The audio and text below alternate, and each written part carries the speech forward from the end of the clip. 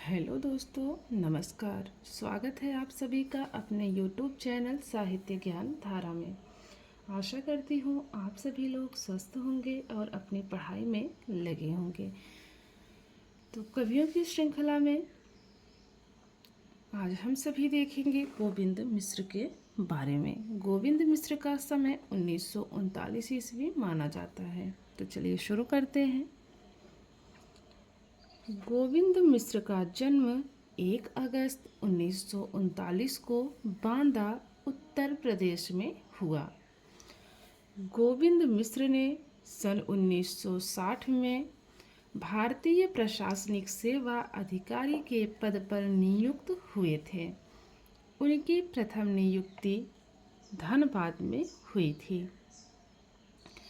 इसके बाद वे केंद्रीय अनुवाद ब्यूरो के निदेशक पद पर नियुक्त हुए।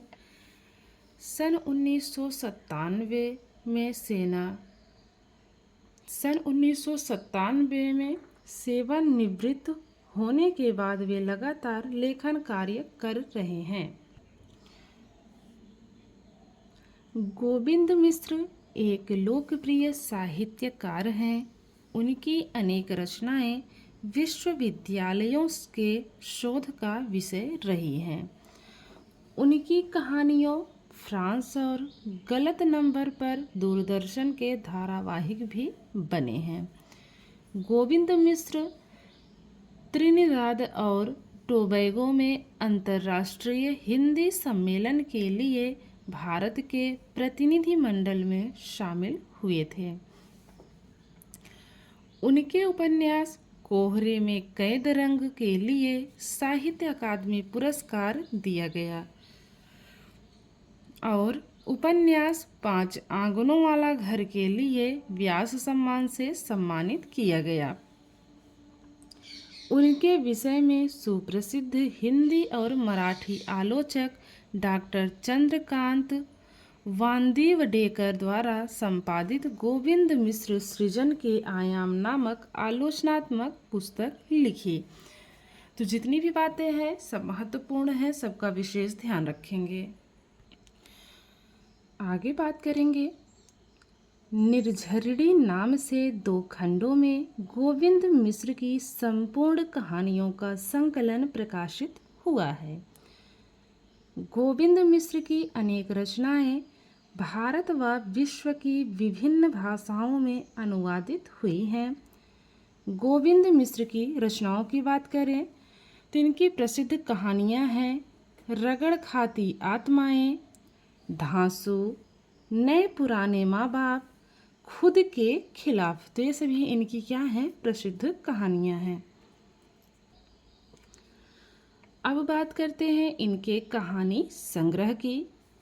नए पुराने माँ बाप 1973 ईस्वी, अंतःपुर 1976 ईस्वी, धांसू 1978 ईस्वी, रगड़ खाती आत्माएं 1979 ईस्वी, मेरी प्रिय कहानियाँ 1980 ईस्वी, अपाहिज 1981 ईस्वी, खुद के खिलाफ 1982 ईस्वी, खाक इतिहास 1986 ईस्वी। बात करें पगला बाबा की 1988 ईस्वी,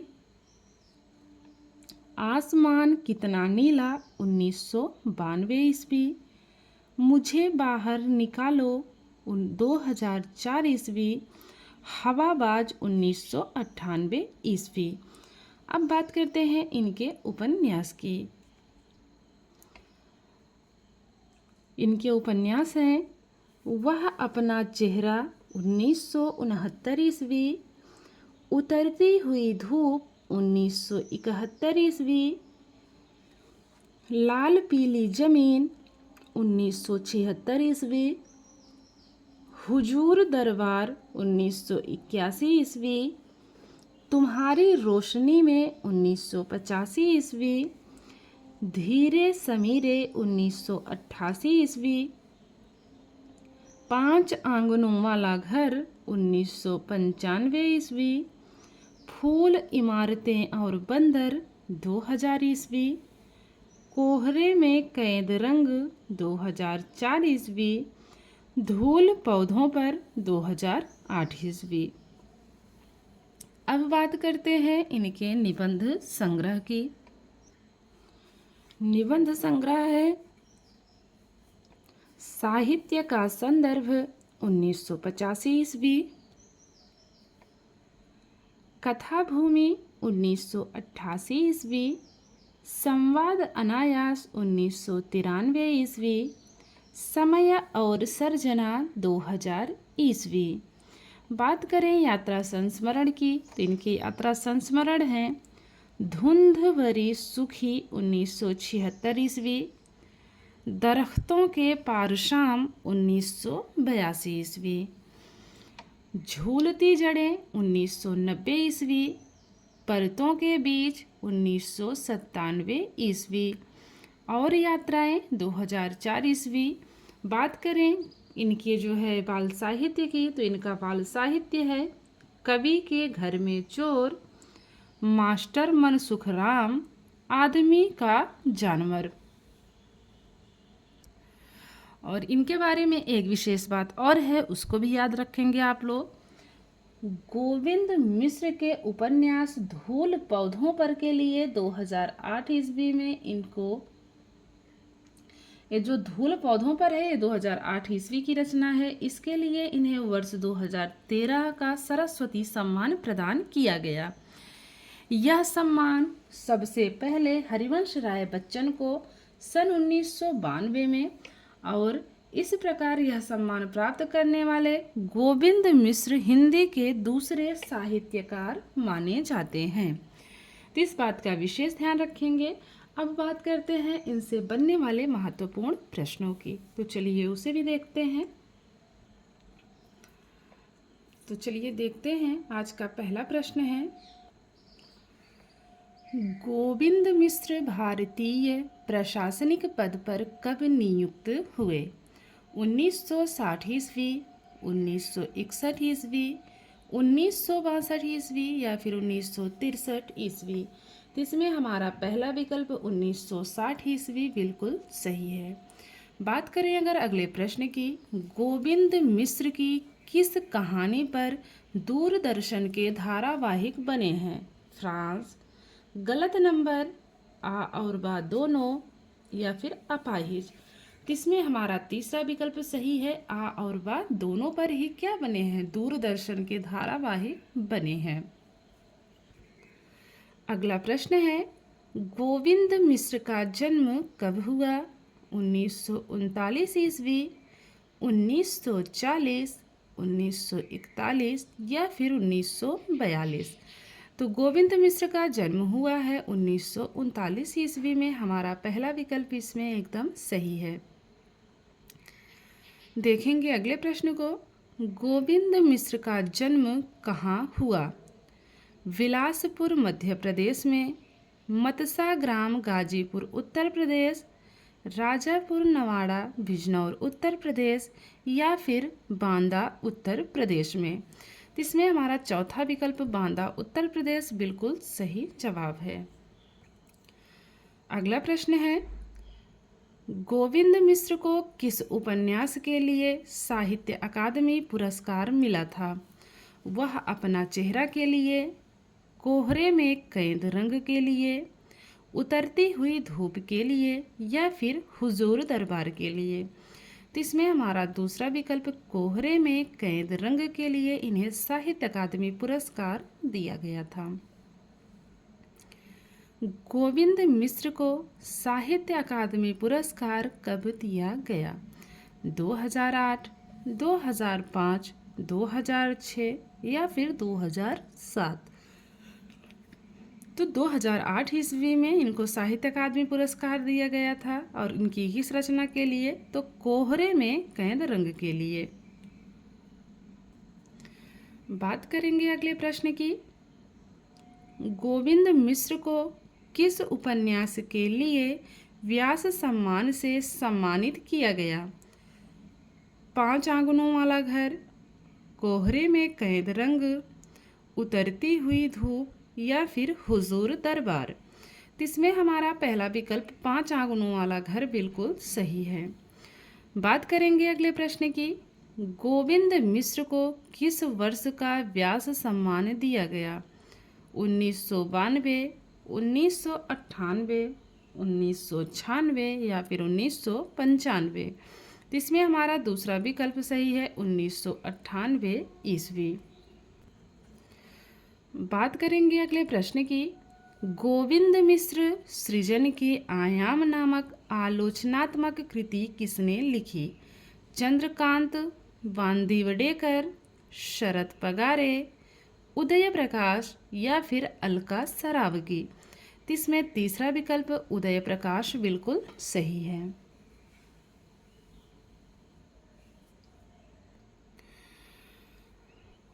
फिर से देखिएगा, इसमें हमारा पहला विकल्प चंद्रकांत वांदिवडेकर सही है। उदय प्रकाश नहीं होगा, इसमें हमारा पहला विकल्प होगा। बात करेंगे अगले प्रश्न की। इनमें से कौन सी कहानी गोविंद मिश्र की नहीं है? नए पुराने माँ बाप, रगड़ खाती आत्माएं, बोलने वाली औरत या फिर धांसू। तो जो तीसरा विकल्प है बोलने वाली औरत, यह गोविंद मिश्र की कहानी नहीं है। हमारा तीसरा विकल्प इसमें सही है क्योंकि नहीं पूछा है। अगला प्रश्न देखेंगे।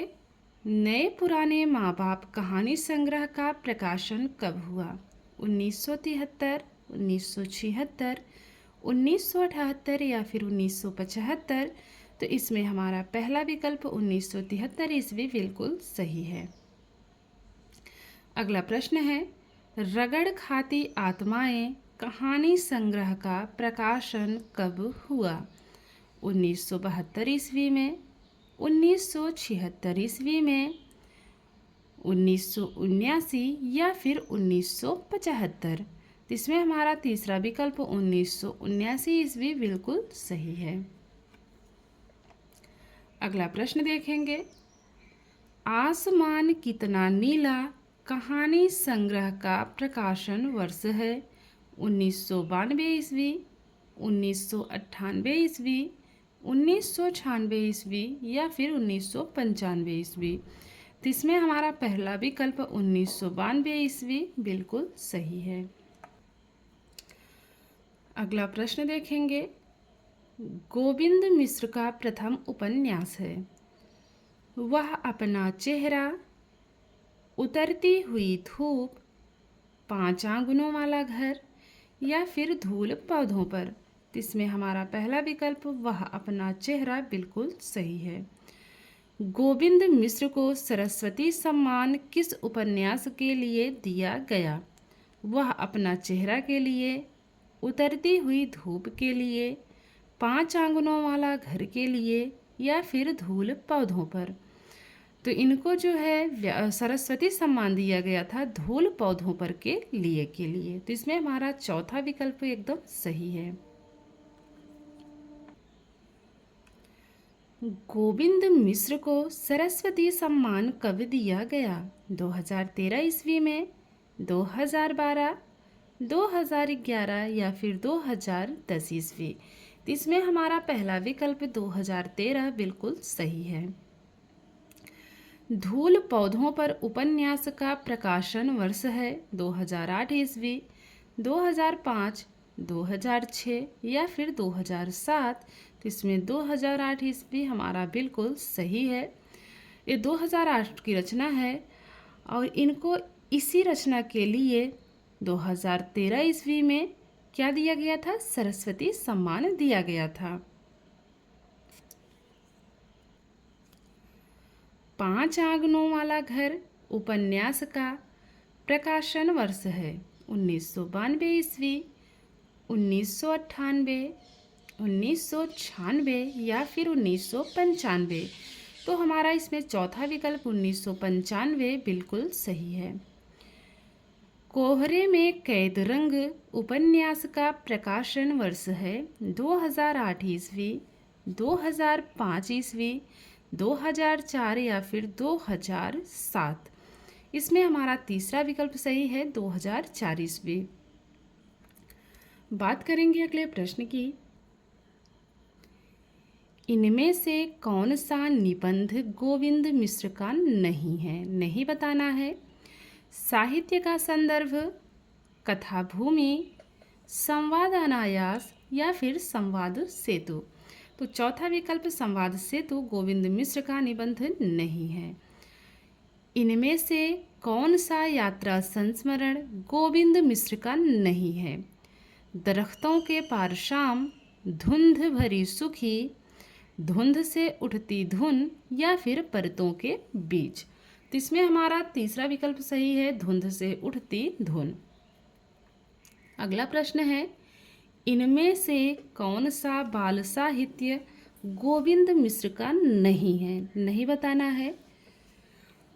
कवि के घर में चोर, मास्टर मनसुखराम, आदमी का जानवर या फिर बंदर का ब्याह। तो तीसरा विकल्प इसमें सही है, आदमी का जानवर। समय और सर्जना निबंध संग्रह का प्रकाशन कब हुआ? 2000 ईस्वी, 2001 ईस्वी, 2002 ईस्वी या फिर 2003 ईस्वी। तो इसमें हमारा पहला विकल्प सही है, 2000 ईस्वी। बात करेंगे अगले प्रश्न की। फूल, इमारतें और बंदर उपन्यास का प्रकाशन कब हुआ? 2000 ईस्वी, 2001 ईस्वी, 2002 या फिर 2003। तो इसमें हमारा 2000 ईस्वी पहला विकल्प ही सही है।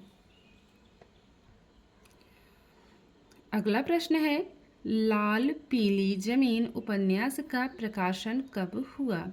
1972, 1976, 1977 या फिर 1975। तो इसमें जो तीसरा विकल्प है 1976, यही हमारा सही है। 1976 दो बार दिया गया है, दूसरे और तीसरे विकल्प में। चलिए अगला प्रश्न देखेंगे। धीरे समीरे उपन्यास का प्रकाशन वर्ष है 1982, 1986, 1988 या फिर 1985। तो ये रचना है 1988 ईस्वी की। हमारा तीसरा विकल्प इसमें एकदम सही है। बात करते हैं अगले प्रश्न की। अगला प्रश्न है, तुम्हारी रोशनी में उपन्यास का प्रकाशन कब हुआ? 1982, 1986, 1988 या फिर 1985। तो हमारा चौथा विकल्प 1985 ईस्वी बिल्कुल सही है। आशा करती हूँ आज की वीडियो आप लोगों को ज़रूर पसंद आएगी। अगर वीडियो पसंद आए तो लाइक कीजिए और कमेंट के माध्यम से ज़रूर बताइए, जो कि आप लोग कभी नहीं करते। तो मिलते हैं कवियों की श्रृंखला में एक और कवि के साथ। तब तक के लिए सभी को जय श्री राधे कृष्णा, जय श्री सीताराम, नमस्कार।